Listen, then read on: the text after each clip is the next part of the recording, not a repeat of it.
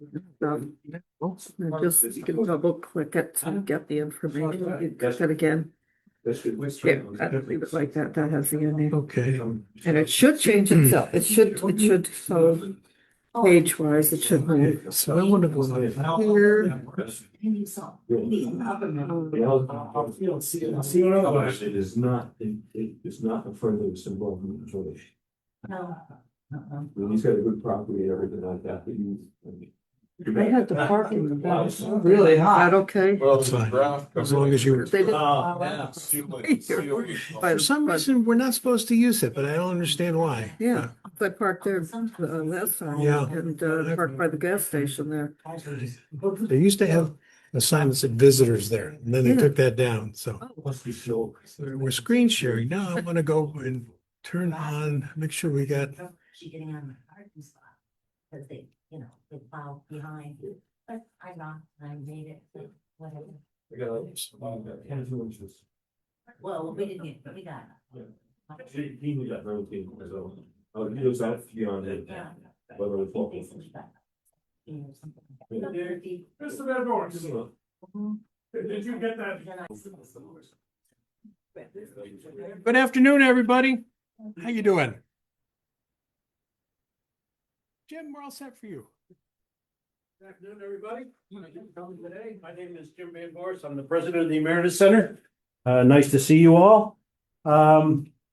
Before the speaker gets up, there's just a couple of little things I'd like to announce. I don't know if you're all aware of our Albany Lifelong Learning program. We've got that underway again this year. It will start in March. We have 6 courses. I'm going to run down them real quick, so in case you are interested in attending any. What they are is a course, a pretty intensive course. It goes 6 weeks. There's no tests, there's no exams, there's nothing like that. But faculty primarily from the campus here come in and talk about these particular subjects.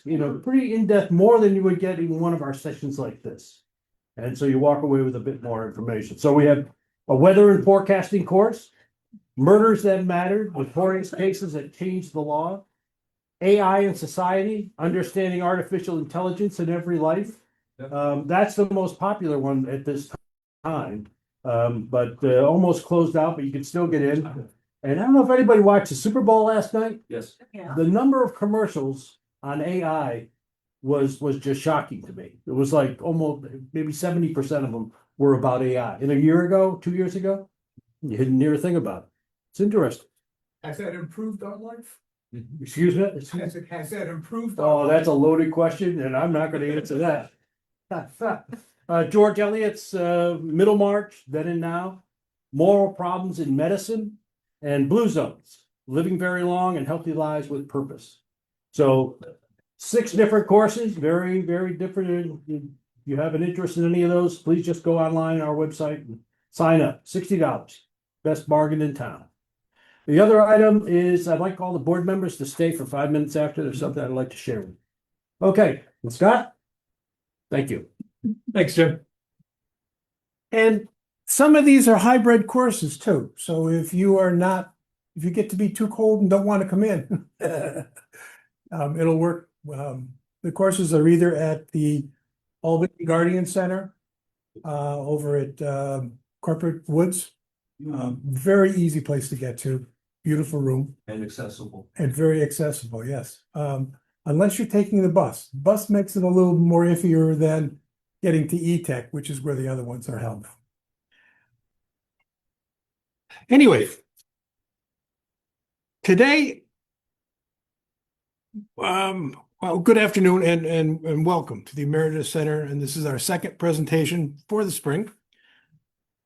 Our guest today is Ms. Roberta Bobby Reno, who has returned to the Emeritus Center to speak to us today on the life and art of Mary Edmonia Lewis, also known as Wildfire. Ms. Lewis was born in nearby Greenbush. That was before they separated Greenbush. In 1844, she was born there, and she was of mixed African-American and Native American heritage and was a noted sculptor of the late neoclassicism movement. I didn't mispronounce it quite as badly this time. As John Rice once wrote, in the Forest Park Review, Bobby Reno had never heard of the sculptor before, the sculptor Ammonia Lewis, until she took the job as East Greenbush historian. Is that true? That's true. I can understand that. Since then,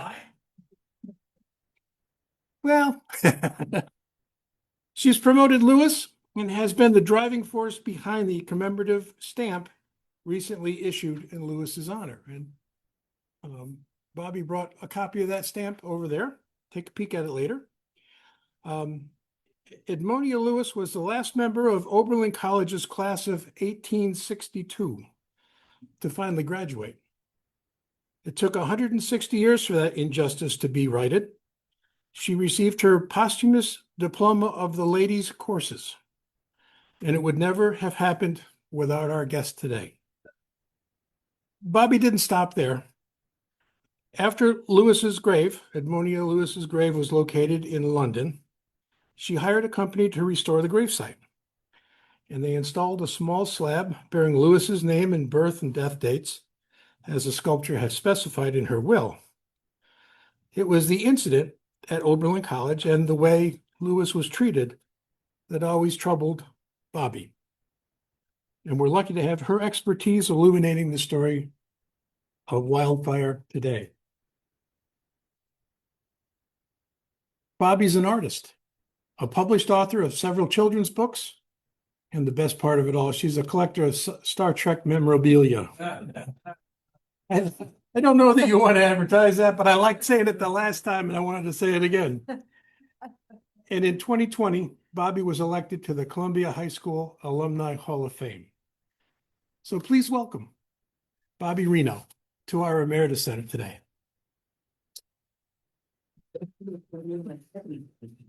Thank you. Thank you, Scott.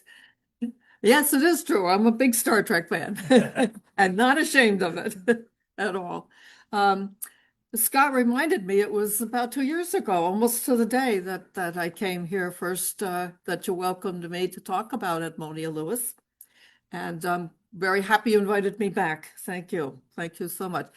How many of you have heard of Edmonia Lewis prior to this program? Good. Well, let's change that. Okay. Okay. Scott was correct. When I hadn't heard about her at all, I became the East Greenbush town historian in January 2016. And I was only in the job maybe a month and a half, 2 months, when a former neighbor of mine walked in. Now, when she was my neighbor, she was a little kid. Her house was next to the apartment I lived in, so I hadn't seen her in several years. And she came in and she said, I was really happy to see her, by the way. And she said, do you ever hear of an artist born in this town named Edmonia Lewis? And I said, no, like that. And she said, well, I have a friend in New York City, and she heard something about it, and she was interested. A friend in New York City was interested about her. And I said, well, let me see what I can find out. I'm going to research. So I actually went through my files that were compiled by previous town historians. First, I couldn't find anything. Then, for some reason, I looked into a file on slavery, and I found an excerpt from Albert Henderson's book on Edmonia Lewis. And I said, first of all, she was not a slave, so I don't know why she was in there, but I started to read that. And it gave me enough information that I could give to my friend, my neighbor, to her friend. And when she picked it up, I said, I've got to find out more about this artist. And what I read was even just a brief excerpt was amazing. So I continued to do the research. It led to quite a journey. And I found out, of course, more and more and more about her. So I'd like to share with you, the research that I have found using the research from Albert and Henry Henderson and Professor Marilyn Richardson and author Kirsten Pye Buick, all of this. And I had been in contact with these people as well. So I think if I hit this button here, it's going to move it. Nope. It doesn't want to move should I use the mouse to move it? Not moving. Okay. I think I'm hitting the right one. I bought a clicker that I can move Let's try things. this. Oh, There there we we go. go.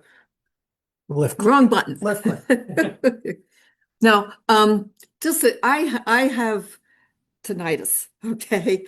And I found out if I go to programs, if I sit back, sometimes I can't hear what the person's saying. So what I do is I do my programs if anybody has a hearing problem like me, what I do is we kind of read along together. So that way people don't miss anything. Okay, so with your permission, we'll read along together with this. Never yet could I find that a black has uttered a thought above the level of plain narration. Never saw an elementary trait of painting or sculpture. Thomas Jefferson, Notes of the State of Virginia, 1787. Kind of disturbing. And this has got to come off because it's blocking part of my thing here. Move it.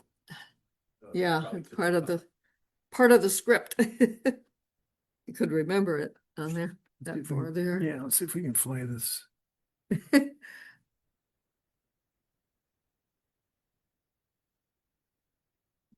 Way able to, I hope it. Push it higher, yeah. Thank you. Okay.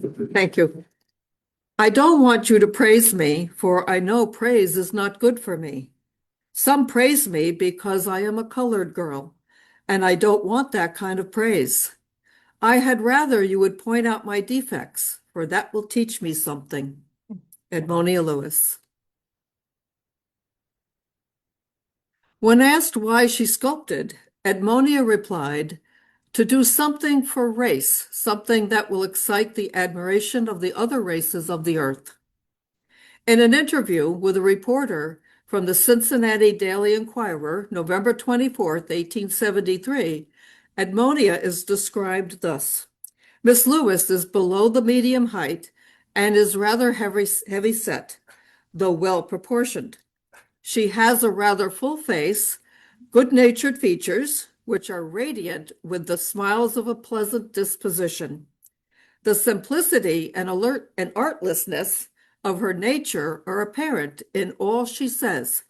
Her conversation is affable, graceful, and winning.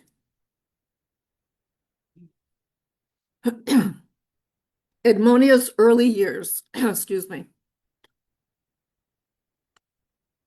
It's dry. Information on Edmonia's birth is vague. The years reported has between 1840 and 1845.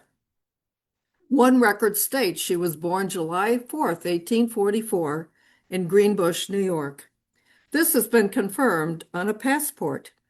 And I know it's hard to read that. The writing is so small. So I magnified it.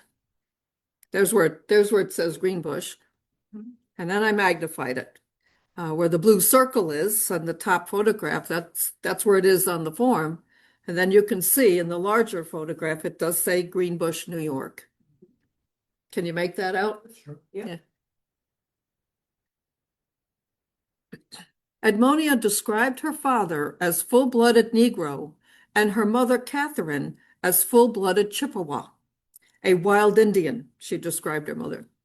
She described her mother as copper-colored with straight black hair. Edmonia's Indian name was Wildfire. Her given name was Mary Edmonia Lewis. However, the book, Child of Fire, Mary Edmonia Lewis and the Problem of Art History's Black and Indian Subject by Kirsten Pye Buick, claims evidence suggests that Edmonia's mother, Catherine, was born in Canada to a mother who was part African-American and Ojibwa, and whose father was John Mike, an escaped slave. The Chippewa and the Ojibwa are the same tribe. Americans say Chippewa and the Canadians say Ojibwa. Education and prejudice. By the time Edmonia was 8 years old, both her parents had passed away. We don't know yet why. what happened to them in their passing. She was raised by two aunts on the Credit River Reserve, who were sisters of her mother. Edmonia was influenced by the Chippewas' matriarchal society. Women had powers of property, legacy, and decision-making. The Chippewa prized steely integrity and restrained emotional expression. And the larger map, shows the area in Canada where the reservation is. And then there's the smaller one, yeah, you can see it, a little tiny little dot there. That's the reservation. Edmonia's mother, Catherine, lived with her parents on the Credit River Reserve near Lake Ontario. In Canada, Native Americans living on a reservation are entitled to an annual payment from the Canadian government. However, membership in the tribe came from the father. Since Catherine's father was Black, the Council of Tribal Elders excluded him and his family from receiving payment and pressured the family to leave the reservation. Records show the family moved to Albany, New York. Eventually, Catherine married a Black man with the last name of Lewis, who was from the West Indies. He was a gentleman's servant. Samuel Lewis, Edmonia's older brother, was born in 1832, and soon thereafter the family moved to Newark, New Jersey. Early in 1844, they moved again to Greenbush, New York, where Edmonia was born. I have a brother who went to California and dug gold. When I had been 3 years with our mother's people, he came to me and said, Edmonia, I don't want you to stay here always. I want you to have some education. Edmonia Lewis, in an interview with abolitionist Lydia Maria Child in 1864. With her brother Samuel paying her tuition, Edmonia's schooling began at a boarding day school with a Captain S.R. Mills in Albany, New York for 4 years. Still cannot find this boarding school. I've talked to Albany historians, even the mayor, everybody. We don't know if that was the name of the school, Captain S.R. Mills, or if that was the person running it, or possibly could it have been a steamship, a school named after a steamship. We have no idea. There's no record of it so far. From 1856 to 1858, she attended New York Center College, a near-bankrupt Baptist prep school in McGrawville, New York, where she was discharged for being too wild. They did not know what to do with me, she was quoted. She was still identifying with her Native American heritage. But this is her report cards from the New York Center College. And as you can see, her grades are amazing. Her work was excellent. I tend to think there was more to her discharge. Certainly was an academic, that's for sure. And if you notice on the right-hand column in 1858 summer, look at drawing. She was already showing her talent. But as you can see, this was excellent grades. Edmonia then enrolled in Oberlin College, which she attended in 1859 to 1862. A little bit about Oberlin. Oberlin College was established on September 2nd, 1833.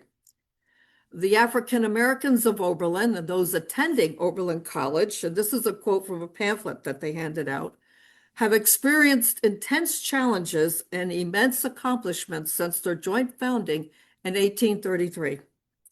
Its African American and other students of color have used education and activism to influence the college, the town, and beyond.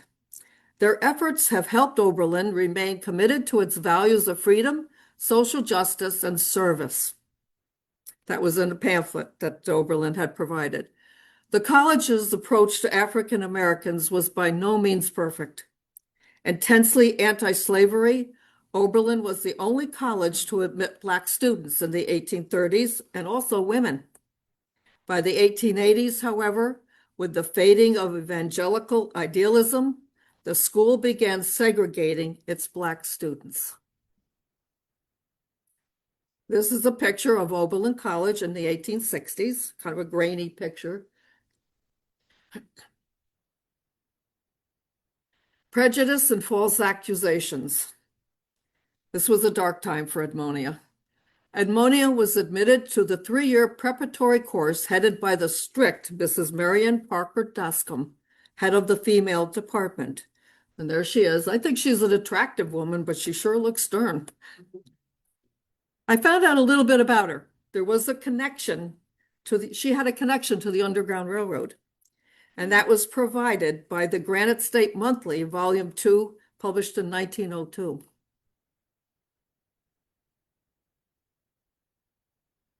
This is Edmonia had difficulty adjusting to life at Oberlin College. Raised by the nature-loving Chippewa, she was indifferent to materialistic values. Because she was not schooled in the, quote, niceties, unquote, of young ladies' talk, she struggled with her personal and cultural identity. Although considered cheerful in her nature, she was judged too independent and brisk. She didn't know her place, so to speak.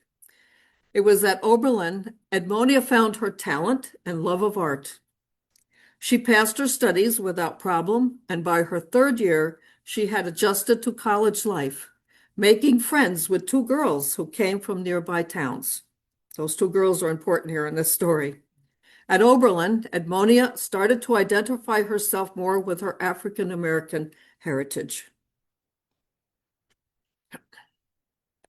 Edmonia resided in the home of the Reverend John Keep and his wife. The Reverend Keep championed women's rights and the rights of women and African Americans to a college education. In 1835, he cast the deciding vote to allow women and African Americans to attend Oberlin College. And that's a more recent photo of what his house looked like.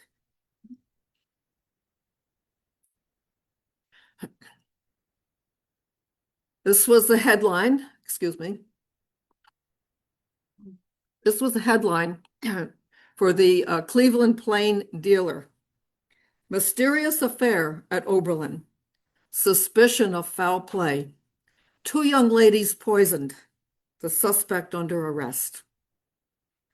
The 2 young ladies were Edmonia's friends. On January 27th in 1862, the 2 girls Edmonia had befriended went on a sleigh ride with 2 young men who were reportedly sailors, during which time the girls became very ill. Of course, Oberlin had strict rules of chaperoning, getting permission, to attend with men and with young men and so forth. They accused Edmonia of spiking their hot spiced wine with cantharis, better known as Spanish fly, an aphrodisiac, before they went on the sleigh ride. So they broke all the rules. They brought alcohol onto the sleigh ride, and they went out without permission, unescorted. Edmonia was the suspect. She proclaimed her innocence. However, Edmonia was arrested and charged with poisoning by cantharis. John Mercer Langston, a prominent African-American lawyer, represented Edmonia. He was a graduate of Oberlin. His distinguished career included president of Howard University and in the Congress of the United States. And that's a photo of him. Nice looking man. A loss of trust. Before the hearing took place on a cold winter night, Edmonia stepped outside from her residence and was grabbed by unknown attackers, dragged into a nearby snow-covered field, assaulted, and brutally beaten into unconsciousness. She was left to die in the frigid night air.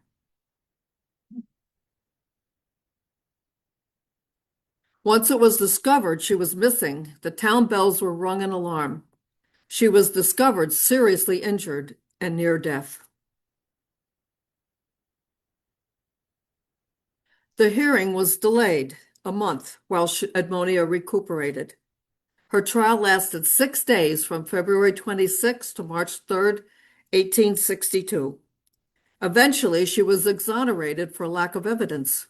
Returning to her studies, she suffered from depression because of the false accusation by so-called friends and the brutal attack. But her harassers were not done. She was belittled by cruel remarks, ostracized, and again, she was falsely accused, this time of stealing art supplies. It seems like the catharsis thing wasn't too, that wasn't a reasonable thing for someone to do. And art supplies would be something Edmonia might do, right? She was an artist. Oberlin, fearing bad publicity, did not expel Edmonia, but simply did not renew her enrollment for the next semester. Boston beckons. Edmonia was humiliated. Chippewa tradition calls for revenge for humiliation.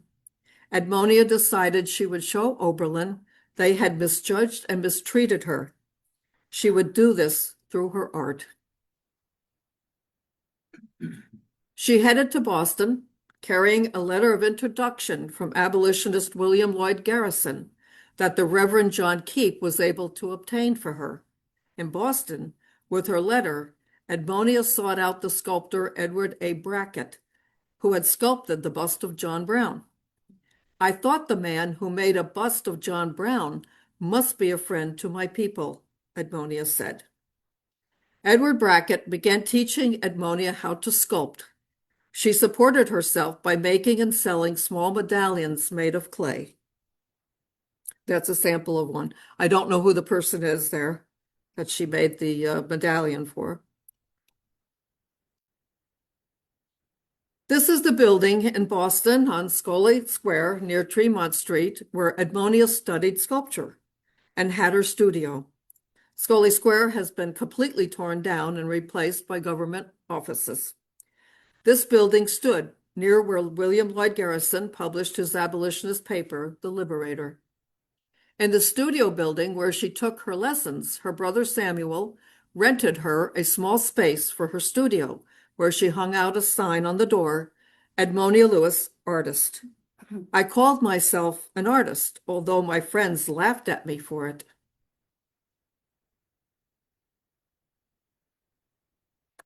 Colonel Robert Gould Shaw. On May 28, 1863, Edmonia stood on a curb in Boston and watched the famous all-black 54th Massachusetts Regiment, led by Colonel Robert Gould Shaw, who was from a prominent white Boston family, march by. 6 weeks later, Colonel Shaw was killed, with most of the 54th Regiment as they charged Fort Wagner in South Carolina. That's what the movie Glory was based on. Emotionally moved by Colonel Shaw, a white man who chose to lead a black regiment, and by their deaths in battle, she created a bust of Colonel Shaw, her first major well-received work. Working mostly from memory and a few photographs, she created the bust. It seemed to me as if he were actually in the room, admitting that as she worked, she kissed the clay. Lewis then made plaster cast reproductions of the bust. She sold $115 apiece. The sculpture is now in the Museum of African American History in Boston. And I can tell you, it does not travel. They have it there. If you want to see it, you must go there. It is highly prized by this museum. And I think, as you can see, I think she did a very excellent likeness of him. That's made from clay? What's the, Yeah. or it's chiseled out of rock? It was made out of clay. That's what she did, yeah. Edmonia Lewis, the young colored woman who has successfully modeled the bust of Colonel Shaw. She hath wrought well with her unpracticed hand, the mirror of her thought reflected clear. This youthful hero martyr of our land, with touch harmonious, she has molded here a memory, a prophecy, both dear, the memory of one who was so pure. Publication unknown and the author's unknown. Rome. I thought I knew everything when I came to Rome, but I soon found I had everything to learn. Edmonia Lewis. By the summer of 1865, Edmonia had earned enough money, together with some financial support from her brother and other abolitionists, such as the Reverend Robert C. Waterston and his wife, Anna Quincy Waterston, to go to Rome, Italy, to further her training. She trained in the neoclassicism style of the time. In Rome, where there was less prejudice against her race and gender, Edmonia produced major pieces of internationally recognized and critically acclaimed work. And that's the only known photograph that we have covered of her taken in Rome. Oops, I hit it too far. Strange sisterhood outside the land of liberty.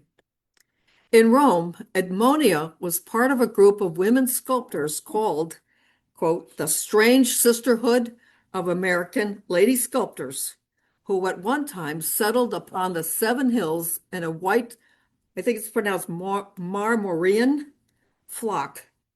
This is a quote by Henry James, an American-born British writer.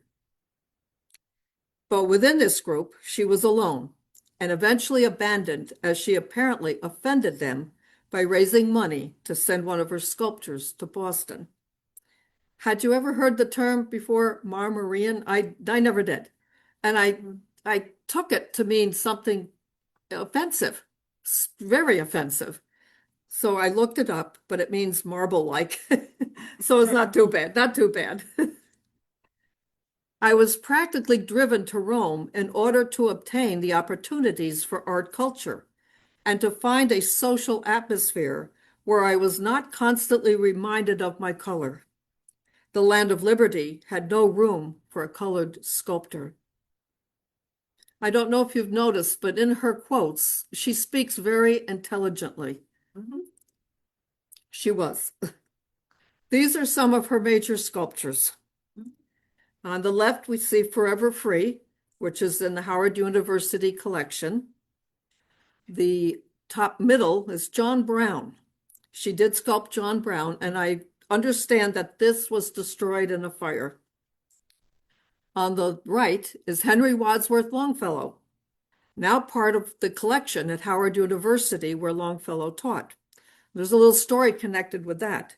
He was visiting Rome, and she had seen him on the streets, and she started the sculpture of him, like she did with Colonel Shaw, from memory. And Wadsworth Longfellow's brother was visiting him and went into her studio and saw it. And he thought it was remarkable. The work was in progress. It was remarkable what she was doing. He got his brother, Henry, to come in and pose for her to do it. And that's the story connected with that. And then she did Moses. She used the same as Michelangelo's Moses. She copied that, but I think she did very well. That was not unusual for students to copy the master's work and so forth. Moses is now at the Smithsonian American Art Museum, a gift of Mr. and Mrs. Alfred T. Morris, Jr. Yes, Are they still in clay or is she now working in stone? you got to go over the tinnitus. Yeah, is this still in clay or is she working? No, this is marble. In marble. Yeah, this is marble. Then we have my favorite, is the bust of Christ on the left. And that is, I think I'm going to pronounce this right, Boot. Would you say B-U-T-E, Boot? Boot Family Collection in the Isle of Boot in Scotland. That's where that is now. And they've just recently put it on public display. The top center is Hagar in the Wilderness. It's now at the Smithsonian American Art Museum, a gift of Delta Sigma Theta sorority. On the right is the bust of Minnehaha. That's at Williams College Museum of Art. There's a little story with that. And the bottom right is Portrait of a Woman, 1873. Don't know who she is. Now at the St. Louis Art Museum. And the bottom left, Marriage of Hiawatha. It's at the Kalamazoo Institute of Art in a 2010 anonymous donation. You can see with the portrait of the woman, you can see the delicate work that she did with the lace and the hair. Now, this is I think, again, my pronunciation is, I'm not very good at pronunciation with some things. Hygeia, the Greek goddess of health and hygiene. That's in the Mount Auburn Cemetery in Cambridge, Massachusetts. It's on the grave of Harriet Keza Hunt. And I believe she was the first licensed female doctor in Massachusetts. And that's her picture on the upper left there. And then below is Rebecca at the Well. That was sold at an auction. Professor Marilyn Richardson visited the statue of Hygeia in Massachusetts. She did visit that one. And then on the left is the old arrow maker and daughter. It depicts a scene from Henry Wadsworth Longfellow's The Song of Hiawatha, carved in 1872. This sculpture is now in the Smithsonian American Art Museum. And the lower right rather, is the bust of Abraham Lincoln, carved in 1871 in San Jose Public Library. These are just some of her work. Then this bust here, it was once believed this was the bust of Anna Quincy Waterston. It is now believed to be the late daughter of Anna Quincy Waterston and the Reverend Robert C. Waterston. It's in the Smithsonian American Art Museum, a gift of Dr. Richard Frakes. Anna Quincy Waterston and her husband, Reverend Robert C. Waterston, helped finance Edmonia in Rome.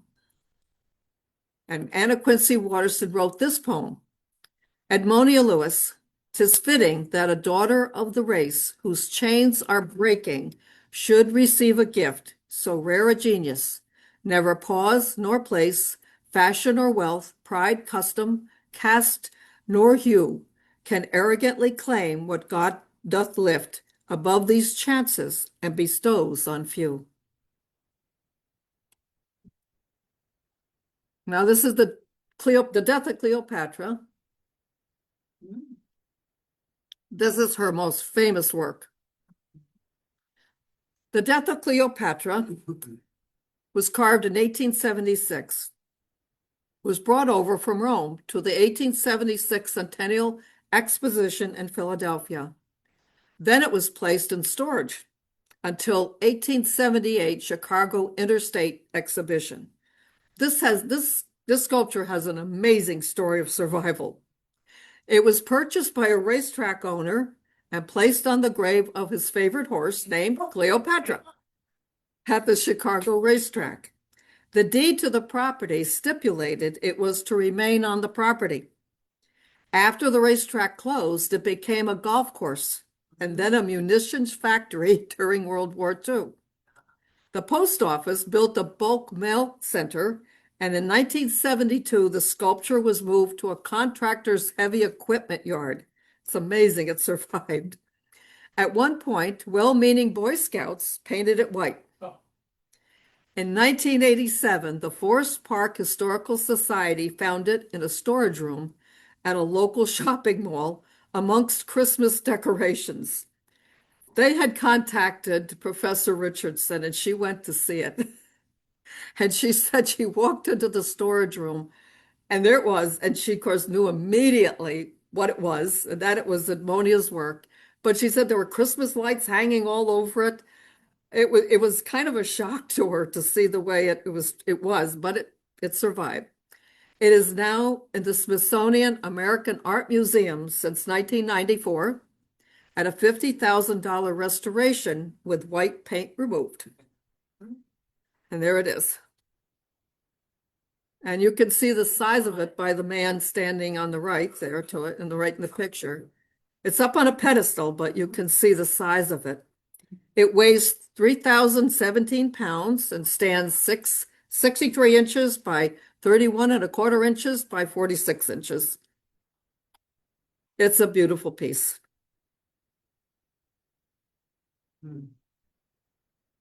This is detail of the shoes to show you the delicacy of her work. And that's, of course, it's in the Smithsonian now. And I said this little story with the bust of Minnehaha. In April of 2019, I visited the Williams College Museum of Art in Williamstown, Mass. Please go there if you can to see Edmonia's work.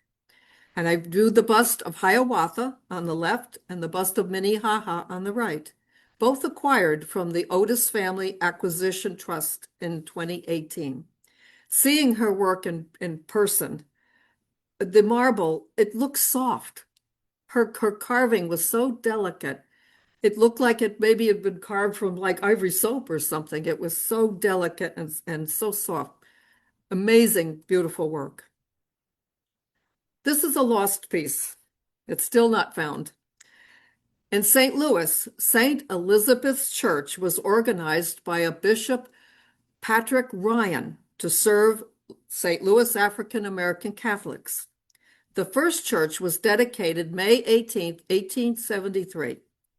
In 1912, it moved to a new location where the Sisters of the Blessed Sacrament opened a school nearby. Sadly, this parish no longer exists, having closed in the early 1950s.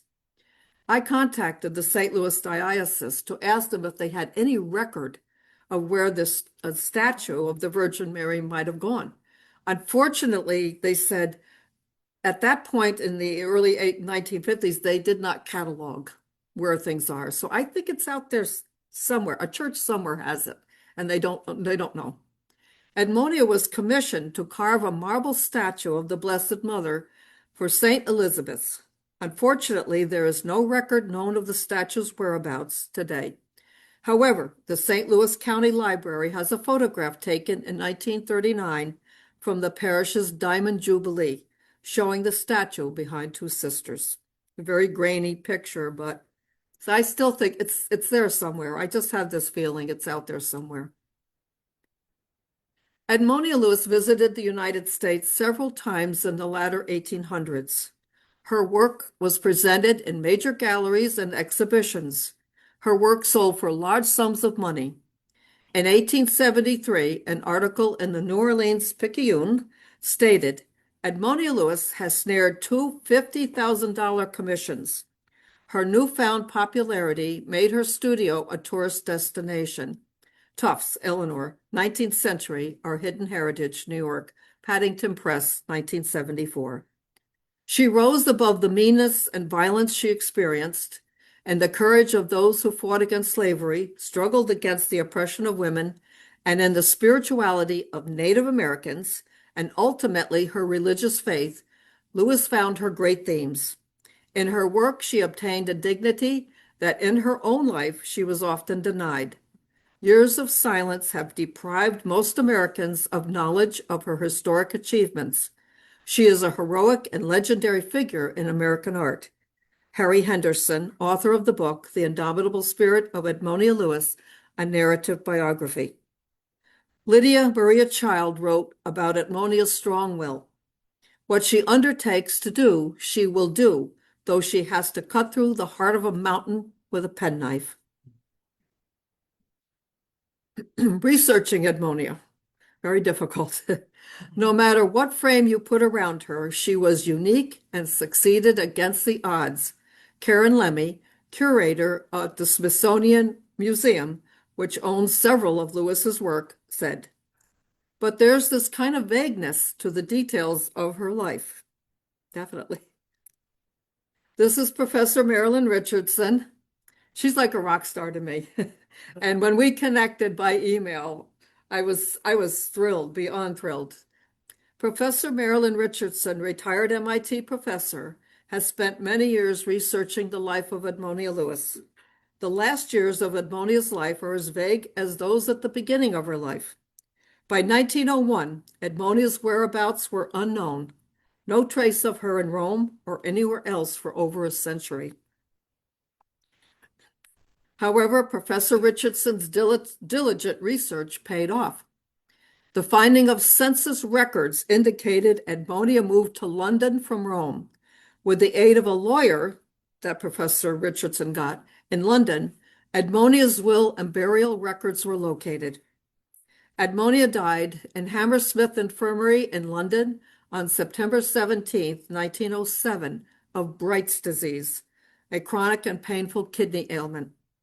She was buried on September 20th, 1907, in St. Mary's Catholic Cemetery, grave number 350C, a cemetery on Harrow Road, London, England. Edmonia was a devout Catholic. Her Roman Catholic baptismal name was, and I'm going to get the pronunciation, Maria Ignatia. She requested her death notice to be published in the Tablet, a Roman Catholic publication, and wanted a simple statement with no mention of her accomplishments. It simply read, Edmonia Lewis, spinster and sculptor. Edmonia was devoted to the Blessed Mother. She felt the Blessed Mother, quote, looks after the women of the world, unquote. And the tablet is still in publication. In her will, Edmonia left the bulk of her estate to the Reverend Charles Cox and Our Lady of Victory's Church. Edmonia's will read in part, I wish that on my decease, the usual preparations for burial may be carried out under the supervision of a Catholic nun, and that my body be enclosed in a dark walnut-colored coffin. I desire that a funeral service be carried out over my body in the Catholic Church of Our Lady of Victories, Kensington, prior to its interment, and that the body be carried to the Kensal Green Catholic Cemetery on a hearse that shall be draped so that as to completely cover the coffin from view. I desire further that my body be followed to the grave by 2 Catholic nuns in a carriage. This is her grave. And I was shocked when I saw that. That was the attorney that Marilyn had contacted. Scott Marlin took this photo. I was shocked.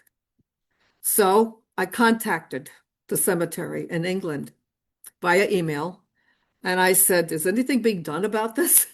And they did not, I'm not to give any fault to them. They had no idea they had her. She was buried as Mary E. Lewis. And they said, but no one was doing anything to restore it. So, after seeing the condition of Edmonia Lewis's grave in St. Mary's Catholic Cemetery, I held a fundraiser to restore her grave. From the generous donations and working with Miss Anna Humphrey, superintendent at St. Mary's Catholic Cemetery, she's not there anymore, and Mr. John Doe of the E.M. Lander Company, and he promised me that is his real name.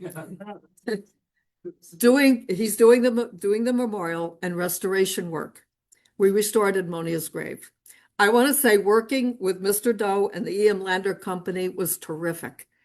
It was better than I've had experience working with companies local here. I mean, they were excellent. They provided everything. They kept me updated, and everything we agreed upon, they did. I put down the wording Edmonia Lewis sculptor. I took out spinster. Yeah.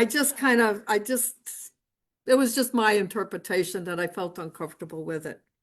And as you can see, tourists are now visiting her grave.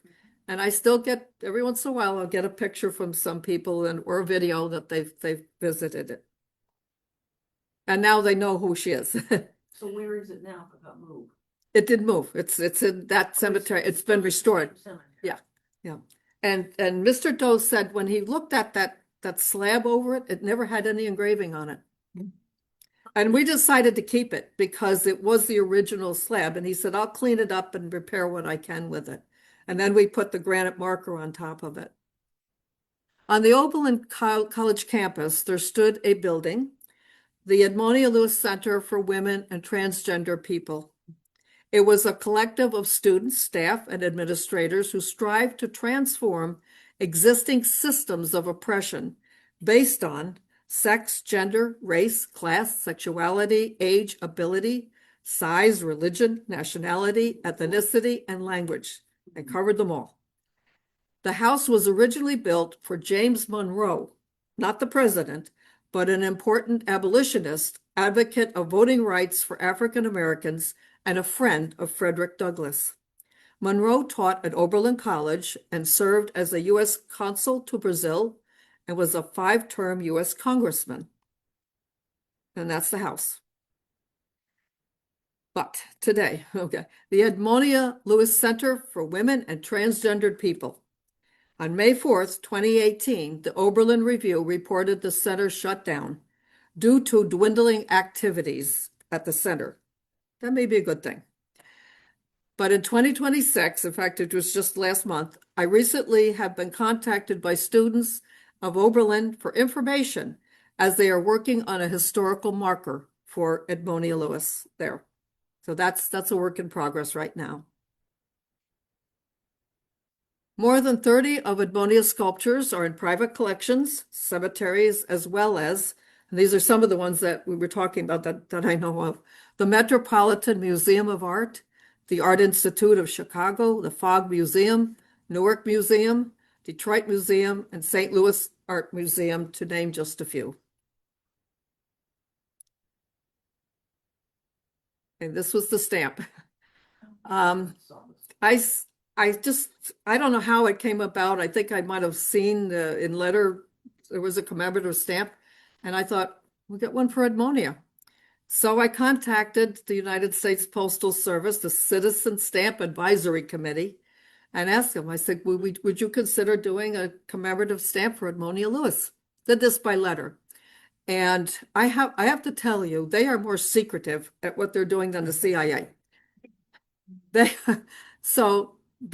took about a year to almost a year and a half before I got notice from them they were going to do it. So on January 26th of 2022, the United States Postal Service issued a commemorative stamp, number 45 in the Black Heritage series, and it's over there, the first edition of it. And we had a little ceremony in the town of East Greenbush in February, because the Postal Service says you can't say anything or you can't do anything before January 26th of 2022.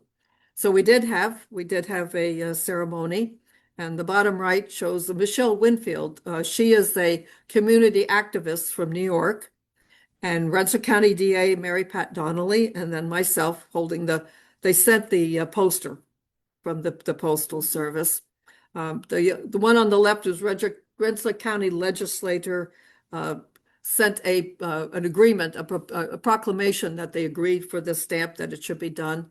That was sent down to the Postal Service.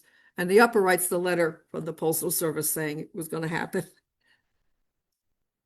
Kind of a long process. Then I got thinking about Oberlin and what happened to her there and the denial of her diploma.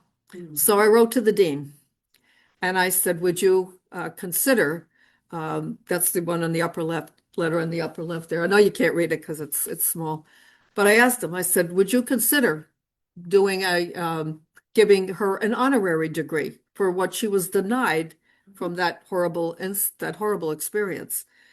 They came back. It took them quite a bit, a lot longer. I almost a year before they responded, but there was good reason. They said they weren't going to, this is the letter on the bottom right from Oberlin. They were not going to issue her an honorary degree. They were going to issue her actual degree. I have to say I teared up with that. And they apologized for taking so long because they had to go through all the legal aspects of it. And they did. So the bottom left shows Oberlin President Ambar. She presented Edmonia's diploma to the president of the Student Congress in June of 2022. That's President Ambar in the red cloak there, the coolest red sneakers, by the way. And they invited me to come. And I couldn't because of health problems with a family member, but they allowed me to do a video. And the last time we did this, the video didn't play. And I don't think you can hear it. Nope, when we move back. I don't think it's, oops, did I go too far? Well, anyhow, I just basically thanked them, congratulated the students, and did a quote about Edmonia, encouraging people of color and women to, when they are oppressed, to struggle through and keep doing that. So I don't think the sound was going to play anyhow on it. In the fall of 2022, this is really cool. In the fall of 2022, I was contacted by the owner whose family had this bust for generations, asking me if this was Edmonia's work. When I saw the photograph, I was like, oh my goodness, it screamed Edmonia. It's the bust, it's the head of the old arrow maker. And I said, I felt it was, but I directed the owner to Professor Marilyn Richardson, who in turn contacted the Smithsonian Museum of American Art. The bust was verified as the work of Edmonia. It is now in the Colby College Museum of Art in Waterville, Maine. And this is the information from the college. It is now titled the Arrow Maker. It was carved somewhere between 1866 and 1872. A marble sculpture by Edmonia Lewis comes to the Colby Museum from Jane Moss, she's the one that emailed me, Robert E. Diamond, Professor of Women's Studies and Professor of French Emerita, got it? Who received the work from her mother, Doris Rose Hopengarten, class of 1940, who in turn inherited it from her parents. This gift to the museum honors the long and deep connection between the Moss family and Colby College, where many family members have studied and where Moss's husband, Richard Moss, also taught. Despite the work's well-documented chain of provenance, the creator of Arrow Maker was unknown to the family and to art history until this fall, when Moss undertook significant research to determine the sculpture's maker, including consultation with curators, conservators, and Lewis scholars across the country who confirmed its authenticity and importance. And there it is, now on display at the college. It's the gift of Jane, Richard, and David Moss in honor of Doris Rose Hopengarten, class of 40, Fred Hopengarten, class of 67, Annie Hopengarten Morville, class of 06, Phyllis Rose Baskin, class of 39, and Michael Baskin, class of 70. It was a thrill. It was a brand new piece that none of us knew about. I was contacted by Orville Breveld. Orville Breveld is a Dutch, he's from the Netherlands, and he is doing a series of documentaries on Black people living in Europe, free Black people before the slave trade, who contributed arts, music, so forth, and then just gone, disappeared. And he decided to do a documentary on Edmonia Lewis, even though she's American, she lived in Europe, in Rome for so long. And they came over with a film crew and filmed me for a day. I had a great time with them. And we went all around. We went to different parts of East Greenbush and then to Rensselaer, as you can see by here, we were in front of Fort Crello. And that came out in public television over in the Netherlands. And I did receive a copy. I saw it, and it was most of the narration's in Dutch, but a lot of the interviews were in English. And I provided a link for that from some of the papers if you want to see it. So you can do a link online to see it. But a great time with them. On December 2nd of 2003, the Daughters of the American Revolution awarded Edmonia Lewis a place in women's American history. And that certificate is in my office along with the medallion. Another honor for Edmonia Lewis. This is the list I printed out. I think most of you had received it. If you want to go further, any reading and research for Edmonia, those are what I recommend.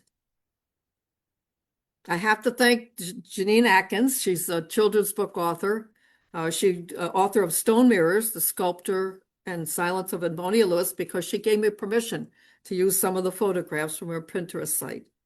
And also to Albert Henderson, the author of The Indomitable Spirit of Edmonia Lewis, a narrative biography by Harry Henderson, his father. He's passed away now. And Albert, for permission to use the book for reference, which I used a lot in there. And these are some photographs of Edmonia. I think, as you can see, I think she was an attractive person. A small, attractive person, an amazing, amazing person. And that's the end. Thank you. Thank you.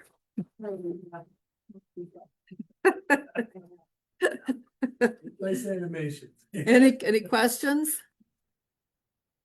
Her brother Samuel, I may have missed something when I went out, but her brother Samuel seems to have been very instrumental in her moving forward and getting into, Samuel, her brother Samuel, I really should do research on his life. Yeah. Because he was amazing also. A man, a black man in the 1850s going out to Montana to dig gold. And he was successful. And he wound up settling in Bozeman, Montana, where he opened businesses. He opened barbershops. And when he died in the 1890s, his obituary stated he was an esteemed citizen of Bozeman, Montana. A black man at that time. Amazing. And he did send financial help to Edmonia to help her through her college and supporting her. My question was, how did he know where she was? Yeah. How did he? I mean, he's out in California, Montana, whatever, and she's over here. She's moving around quite a bit. How did he? Well, he provided the money for her to go to the McGrawville College in there and also Oberlin. So he knew she was in Oberlin. And then he provided her studio in Boston. So he knew she was there. Then he helped finance her to go to Rome. And she did visit, there was records that she did come and visit him on occasion when she came back to the States. So they exchanged letters or some way stayed in contact. Yeah. Interesting. So he married a woman, and I'm trying to remember, he had a son, but the son died young. So there were no further relatives. After Samuel died in the 1890s, Edmonia had no relatives because she never married and she had no relatives. And the reason why she moved from Rome to London, I've talked to Professor Richardson about, we don't know what the story was. We tend to think because neoclassicism started to go out of style, that her work was not selling. And that she probably moved to London. Maybe she could afford living there better than she could in Rome. We're not sure. It's just conjecture. We're just guessing at that point. I think she purposely kept things vague. A lot of times she kind of kept things vague for whatever reason, maybe fear. We don't know for sure. But her brother Samuel was also an amazing person. Yeah. Anything else? Well, maybe I missed it, but what is the local connection to East Greenbush? She was born here, She was according actually- to her passport. We have to go by that. I've tried looking through census records through in city of Rensselaer and so forth. I can't. And her father, But they did own property, and he was she claims he was a gentleman's servant. So that tells me, I mean, back then, East Greenbush. Well, Greenbush was part of the city of Rensselaer, what is now the city of Rensselaer, East Greenbush, North Greenbush, and parts of West Sand Lake. And in 1855, everybody split up. Okay. But the city of Rensselaer was not incorporated until I think it was 1890 something. So I tend to think she was more toward the city of Rensselaer. So she was Because the rest was all rural. You mentioned you showed the Indian tribe. It looked like she had primarily Canadian parents. Yeah, they were the Canadians, Chippewa. Yeah. So they must have immigrated to US at some Yeah, point? because remember they were kicked out of the reservation because the husband was black, Okay, yeah, okay. and they kicked them out. Okay, so the only record of her in the local area here. And The only maybe thing she we can lived find. here for 5 or 6 She years? described the place where she was born as a cottage. Okay, but you have to remember she was only about 5 or 6 years old when her parents died, and they moved her to the Credit River Reservation to be raised by her mother's sisters. That's in Canada. That's in Canada, yeah. Okay, so she probably was born here in 44, 1840. according to her And passport. then 5 years later, she's out in the Indian Yeah. reservation. So her memory here would be Yeah. fairly you know, not, we'd be 5 or 6 years old, you know, and so forth. Yeah. Okay.